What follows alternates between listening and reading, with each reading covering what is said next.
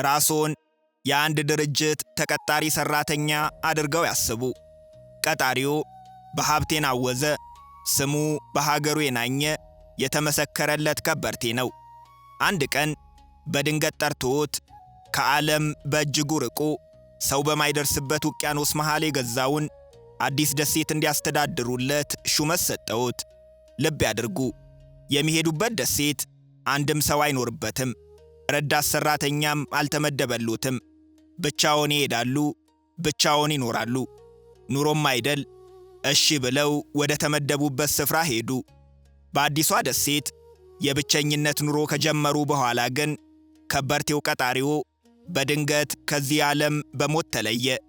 ይሄኔ እርሶ የተመደቡበትን ከዓለም ርቆ የሚገኘውን ደሴት የሚያስታውስ እርሶንም የሚጠይቆት ጠፋ። አሁን ምርጫው የእርሶ ነው።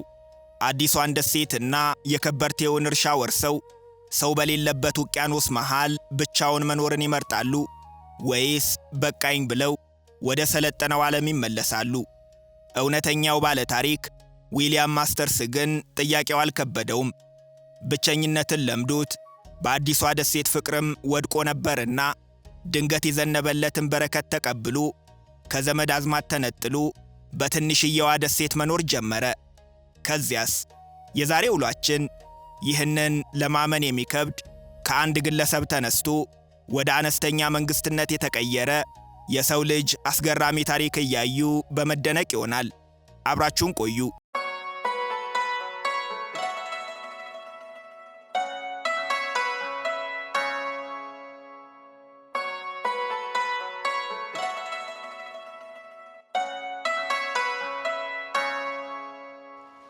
የወረቀት ገንዘብ የሌለበት፣ ባንክ የማይታወቅበት፣ ሰዎች እንደ ቅድመ አያቶቻቸው ዕቃ በዕቃ የሚቀያየሩበት ፍጹም ሌላ ዓለም ነው። እዚህ መኪና የለም፣ አውሮፕላንም አይመጣም፣ ሄሊኮፕተር የሚያርፍበት ምቹ ስፍራም የለም።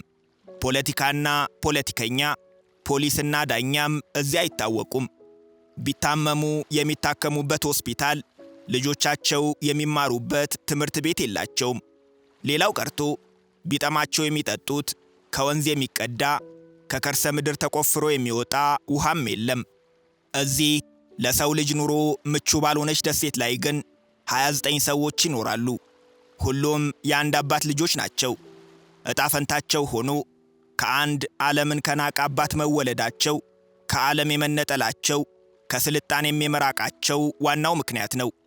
መኖሪያቸው ፓልመርስቶን ደሴት ትባላለች። በፓስፊክ ውቅያኖስ እምብርት ላይ ነው የምትገኘው።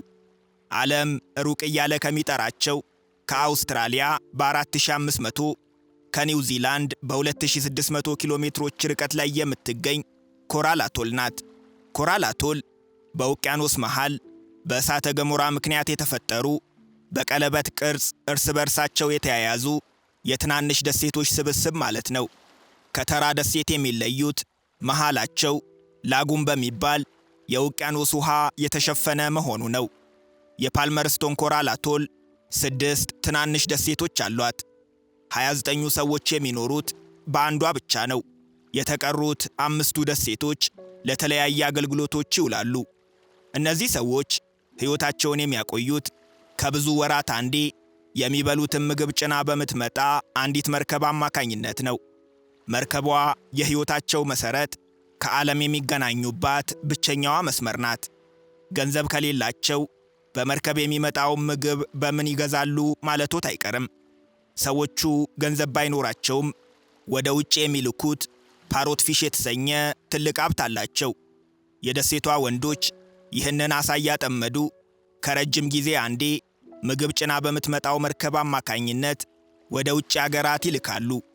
በአሳው ምላሽ የሚያገኙት እንደ ሩዝ፣ ዱቄትና ስኳር ያሉ ሸቀጦች ለሁሉም የደሴቷ ነዋሪዎች እኩል ይከፋፈላሉ።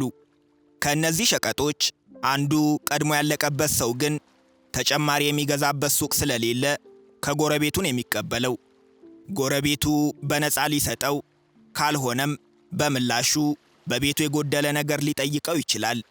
የሚኖሩበት ደሴት ዙሪያውም መሃሉም በውቅያኖስ ውሃ የተሞላ በመሆኑ ነዋሪዎቹ የሚጠጡትን ውሃ የሚያገኙት ከከርሰ ምድር ሳይሆን ከሰማይ ነው። ተፈጥሮ ምስጋና ይግባትና ተአምር የሚመስል ውሃ የምታጣራበት መንገድ አላት። በፍጹም ለመጠጥነት የማይውለውን የውቅያኖስ ውሃ በትነት ወደ ላይ አውጥታ ለጤናቸው ተስማሚ እንዲሆን አድርጋ አጣርታ በዝናብ መልክ መልሳ ትሰጣቸዋለች። እነሱም የተፈጥሮ በረከት የሆነውን የዝናብ ውሃ እያንዳንዱን ጠብታ የሚሰበስቡበት ልዩ ጥበብ አላቸው። የቤቶቻቸው ጣሪያ ዋነኛ መሳሪያዎቻቸው ናቸው። ዝናብ ሲጥል በጣሪያው ላይ የሚፈሰው እያንዳንዱ ጠብታ በቱቦዎች አማካኝነት እየተሰበሰበ በየግቢያቸው ወደ ተገነቡ ግዙፍ የሲሚንቶና የፕላስቲክ ታንከሮች ውስጥ ይገባል። ሰማዩ ፊቱን የሚያዞርባቸው ዝናብ የማይጥልባቸው የድርቅ ወራት አሉና አንዴ የተጠራቀመው ውሃ ቀጣይ ዝናብ እስኪመጣ በስርዓት እየታከመ በቁጠባ ለመጠጥ አገልግሎት ይውላል። አያደርስ ነው እንጂ የሚጠጡት ውሃ ተበክሎ ሕመም ቢያጋጥማቸው ግን የሚታከሙበት ሆስፒታል የላቸውም። በእርግጥ ለነፍስ አድን የምትሆናቸው ቀለል ያሉ ሕክምናዎችን የሚያገኙባት ትንሽዬ ክሊኒክና ብቸኛ ነርስ አለቻቸው። ትላልቅ ቀዶ ጥገናዎችን ወይም የወሊድና የድንገተኛ አደጋ ሕክምናዎችን ለማግኘት ግን መርከቧ እስክትመጣ ጠብቆ ወደ ውጭ አገር መሄድ ግድ ይላቸዋል። ከ29ኙ የደሴቷ ነዋሪዎች የተወሰኑት ሕፃናት ሲሆኑ የእንግሊዝኛ ቋንቋና መሠረታዊ ዕውቀትን የሚቀስሙባት አነስተኛ ትምህርት ቤት አለቻቸው።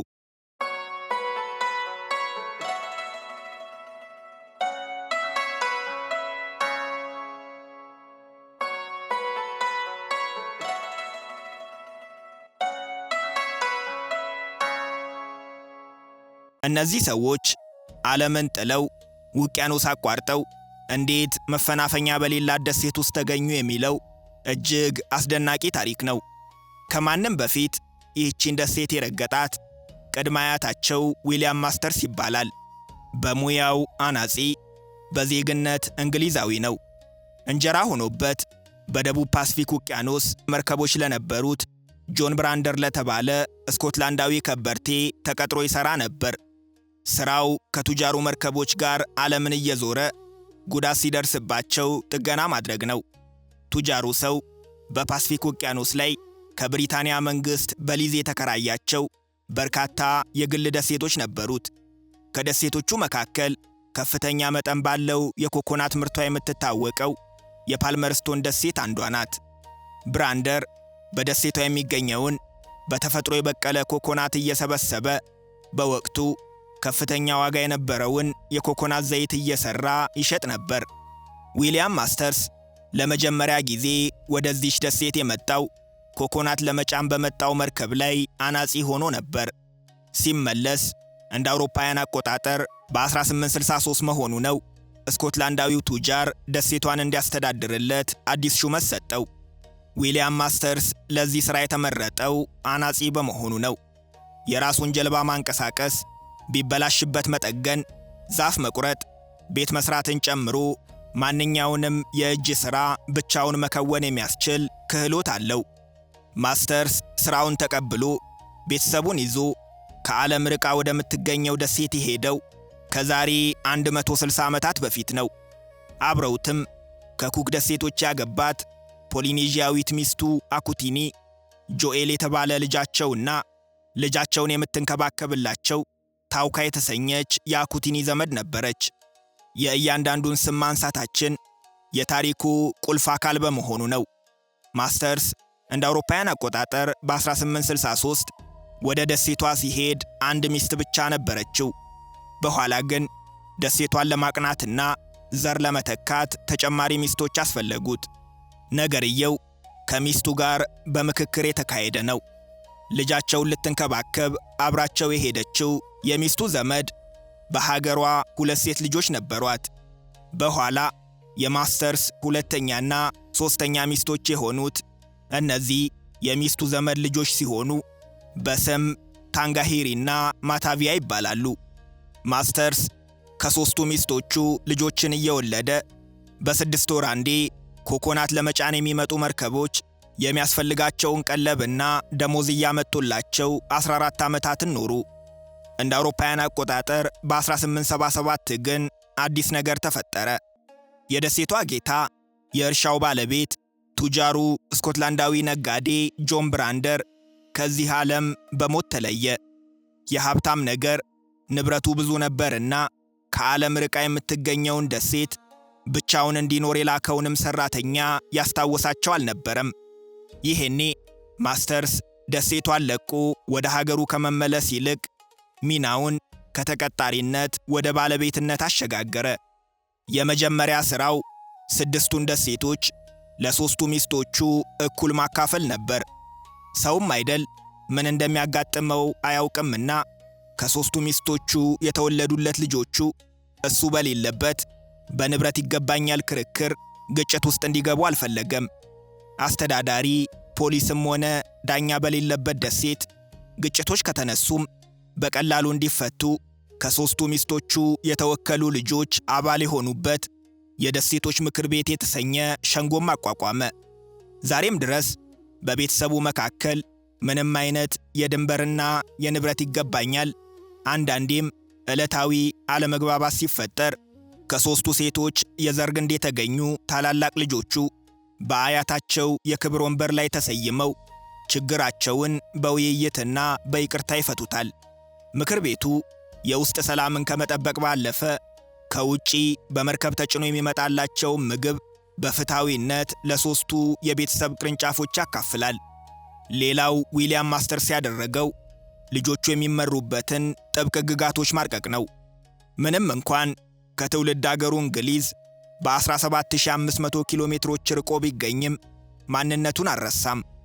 እሱ ባይኖር እንኳን በደሴቷ የእንግሊዝኛ ቋንቋ ብቻ እንዲነገር፣ የብሪታንያ ሰንደቅ ዓላማም ከፍ ብሎ እንዲውለበለብ አዘዘ። በዚህ ምክንያት የፓልመርስቶን ደሴት ነዋሪዎች ዛሬም ድረስ የእንግሊዝኛ ቋንቋ ተናጋሪ ናቸው። እንግሊዝኛቸው ግን ለዚህ ዘመን ሰው እንግዳ ነው። ቋንቋውን የተማሩት የደቡብ ምዕራብ እንግሊዝ የግሉስተርሻየር የገጠር ግዛት ተወላጅ ከሆነው አባታቸው ነው። ዕድሜ ልካቸውን ከአባታቸው ውጪ እንግሊዝኛ የሚናገር ሌላ ሰው በአካል አግኝተው ስለማያውቁ በዘመናት እየተሻሻለ የመጣው እንግሊዝኛ እነሱ ጋር አልደረሰም። ልጆቹ ግን ከአባታቸውም የተለየ እንግሊዝኛን የሚያወሩት። አባታቸው እንግሊዛዊ ይሁን እንጂ እናቶቻቸው የፖሊኔዥያ ተወላጆች ሲሆኑ የማኦሪ ቋንቋ ተናጋሪዎች ናቸው። ልጆች ከእናቶቻቸው የሚሰሙትን የማኦሪ ቋንቋ ከእንግሊዝኛ ጋር እየቀየጡ የፓልመርስቶን እንግሊዝኛ የሚባል አዲስ የንግግር ዘዬ ፈጥረዋል።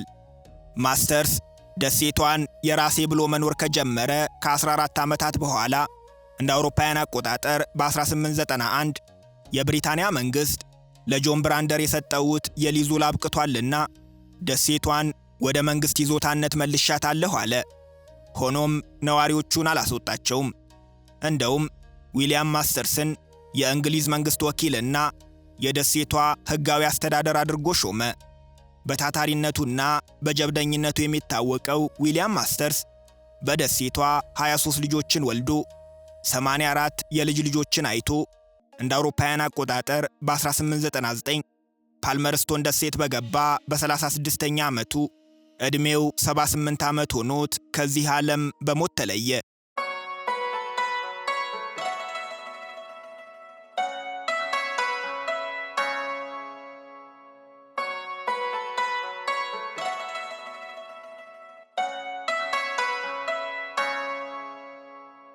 ዊሊያም ማስተርስ ከዚህ ዓለም በሞት ከተለየ በኋላ የደሴቷ ነዋሪዎች ቁጥር በከፍተኛ መጠን በመጨመሩ የደሴቷ ምክር ቤት አዳዲስ ሕጎችን ማውጣት ነበረበት። ከዓለም ተለይታ የምትገኘው ደሴት ነዋሪዎች ማፍቀር፣ ማግባትና መውለድ ይፈልጋሉ። ሆኖም ሙሉ በሙሉ የአንድ አባት ልጆች ናቸው። ለጋብቻ የሚሆኗቸውን አጋሮች በቅርበት ማግኘት አይችሉም። ይህ ነውር ውስጥ እንዳይከታቸው የደሴቷ ምክር ቤት ተሰብስቦ አዳዲስ ሕጎችን አወጣ። የትዳር አጋር የሚፈልጉ ወጣቶች ከቻሉ ወደ ሌላ ደሴት ሄደው አጋር ማምጣት፣ ከቀናቸውም ከውጭ የሚመጣ ሰው ማግኘት አለባቸው። ሆኖም ከዓለም ርቃ ወደምትገኘው ደሴት የሚመጣ ሰው መጠበቅ ላማለኝ በሰማይ ነውና ወጣቶች አጋር ፍለጋ በ6 ወር አንዴ በምትመጣው መርከብ ተሳፍረው ወደ ሌላ ሀገር የመሄድ ግዴታ ውስጥ ገቡ። ቀጥሎም የደሴቷ ነዋሪዎች ሌላ ችግር ገጠማቸው። አባታቸው ከሞተ በኋላ የብሪታንያ መንግሥት ደሴቷን ለሌላ ኩባንያ መሸጥ ስለፈለገ ቤተሰቡን ከደሴቷ ለማስለቀቅ እንቅስቃሴ ጀመረ። የዊሊያም ማስተርስ ልጆች ግን የአባታቸውን አደራ ላለማስነካት በጽናት ተከላከሉ። ድልም ቀናቸው። የብሪታንያ መንግሥት የፓልመርስቶን ደሴት ባለቤትነትን ሙሉ በሙሉ ለዊሊያም ማስተርስ ቤተሰቦች በሕግ አሳልፎ ሰጠ። ይህ ስምምነት ዛሬም ድረስ የጸና ነው። ደሴቷ ሙሉ በሙሉ የቤተሰቡ ንብረት ናት። ማንም ደሴቷን መጎብኘት የሚፈልግ ሰው በቅድሚያ ለቤተሰቡ ጥያቄ አቅርቦ ተቀባይነትን ካላገኘ ደሴቷን መርገጥ አይችልም። ይህ የባለቤትነት መብት ግን ሌላ አስገዳጅ ሕግም አለው። ቤተሰቦቹ ምን የኢኮኖሚ ችግር ቢገጥማቸው ከመሬታቸው አንዲት ስንዝር እንኳን የመሸጥ መብት የላቸውም። ፓልመርስቶን ንብረትነቷ የማስተርስ ቤተሰብ ቢሆንም የኩክ ደሴቶች አካል ናት። የኩክ ደሴቶች የብሪታንያ የፓስፊክ ውቅያኖስ የቅኝ ግዛት ሲያበቃ ነፃ የወጡ 15 ደሴቶች የመሠረቷት ሀገር ናት። በእርግጥ ሀገር ናት፣ ሀገርም አይደለችም። ራሷን ችላ ከሌሎች ሀገራት ጋር ግንኙነት የመፍጠር ሕጋዊ መብት ቢኖራትም በቁጥር ከ20 ሺህ የማይበልጡ ዜጎቿ ግን ኒውዚላንዳውያን ነው የሚባሉት። ከኒውዚላንድ ጋር ባላት ልዩ ስምምነት መሠረትም የመሬት የባህርና የሰማይ ድንበሯ የሚጠበቀው በኒውዚላንድ የመከላከያ ሰራዊት ነው። በዚህም የኩክ ደሴቶች አካል የሆኑት 29ኙም የፓልመርስቶን ነዋሪዎች የኒውዚላንድ ዜግነት ስላላቸው በፈለጉት ጊዜ ወደ ኒውዚላንድ ወይም ወደ አውስትራሊያ የመሄድ የመኖርና የመስራት ሙሉ መብት አላቸው። የፓልመርስቶን ደሴት ነዋሪዎች ቁጥር 29 ብቻ የመሆኑ ሚስጥርም ይኸው ነው። አጠቃላይ የዊሊያም ማስተርስ የልጅ ልጆች ቁጥር ዛሬ ላይ 1500 ደርሷል። ከ29ኙ ውጪ የተቀሩት በኒውዚላንድ፣ በአውስትራሊያ፣ በኩክ ደሴቶች ዋና ከተማ በራሮቶንጋና በመላው ዓለም ተበታትነው ይኖራሉ። አብዛኞቹ የሥራ ዕድል፣ የትዳር አጋርና ዘመናዊ ኑሮን ፍለጋ፣ አንዳንዶቹ ለትምህርት እየወጡ በዚያው ቀልጠው ይቀራሉ። በእጃቸው የሚገኘው የኒውዚላንድ ፓስፖርት ደግሞ ወደ ፈለጉት የዓለም አገር ሄደው መኖር እንዲችሉ ያግዛቸዋል። የአባታቸውን ርስት እየጠበቁ በደሴቷ ላይ ለሚኖሩት ሰዎች የሕክምና መድኃኒቶችና ለትንሽየዋ ትምህርት ቤት የሚሆኑት ግብዓቶችም ከኒውዚላንድና ከአውስትራሊያን የሚላኩላቸው። ከቅርብ ጊዜ ወዲህ ግን የ160 ዓመታት ታሪክ ባላት ፓልመርስቶን ላይ መጠነኛ ለውጦች መታየት ጀምረዋል። እንደ አውሮፓውያን አቆጣጠር በ2022 ቮዳፎን በደሴቷ ላይ የሞባይል ኔትወርክ ተደራሽ በማድረጉ ከዚህ ቀደም ከውጭ ዓለም መልእክት ለመለዋወጥ ወራትን እየጠበቁ በመርከብ ፖስታ ብቻ ይልኩ ለነበሩ ዜጎች እፎይታ ሆኗል። በ2024 ደግሞ የኢሎን መስኩ ስታርሊንክ የኢንተርኔት አገልግሎት ማቅረብ በመጀመሩ ፓልመርስቶን የበረከቱ ተቋዳሽ ሆናለች። ነዋሪዎቿ መብራት ባይኖራቸውም በፀሐይ ብርሃን የሚሰሩ የሶላር ፓነሎችን በመጠቀም ስልኮቻቸውን ቻርጅ እያደረጉ ስልክም ኢንተርኔትም ይጠቀማሉ። ስልክና ኢንተርኔት ግን ከዓለም ያላቸውን ርቀት አያቀርበውም። በተለይም ምግብ ለማግኘት በ6 ወር አንድ የምትመጣውን የጭነት መርከብ መጠበቅ ግዴታቸው ነው። ቢታመሙ ሕክምና ማግኘት አይችሉም። ያም ሆኖ ወደ ፈለጉት የዓለም አገር ሄዶ የመኖር ዕድሉ ቢኖራቸውም የአያታቸውን ርስት እየጠበቁ ከዓለም ተነጥለው ይኖራሉ።